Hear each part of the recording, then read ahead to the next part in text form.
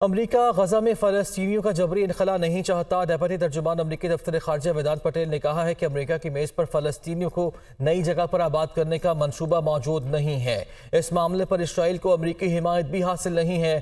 امریکی دفتر خارجہ کے ڈیپٹی ترجمان ویدانت پٹیل نیوز بریفنگ دے رہے تھے۔ ان کی جانب سے کہا گیا کہ امریکہ غزہ سے فلسطینیوں کا جبری انخلا نہیں چاہتا۔ ڈیپٹی ترجمان امریکی دفتر خارجہ ویدانت پٹیل کہتے ہیں کہ امریکہ کی میز پر فلسطینیوں کو نئی جگہ پر آباد کرنے کا منصوبہ موجود ہی نہیں ہے۔ اس معاملے پر اسرائیل کو امریکی حمایت حاصل نہیں ہے۔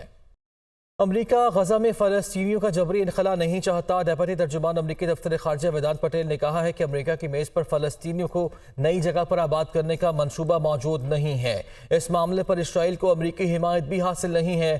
امریکی دفتر خارجہ کے ڈیپٹی ترجمان ویدانت پٹیل نیوز بریفنگ دے رہے تھے۔ ان کی جانب سے کہا گیا کہ امریکہ غزہ سے فلسطینیوں کا جبری انخلا نہیں چاہتا۔ ڈیپٹی ترجمان امریکی دفتر خارجہ ویدانت پٹیل کہتے ہیں کہ امریکہ کی میز پر فلسطینیوں کو نئی جگہ پر آباد کرنے کا منصوبہ موجود ہی نہیں ہے۔ اس معاملے پر اسرائیل کو امریکی حمایت حاصل نہیں ہے۔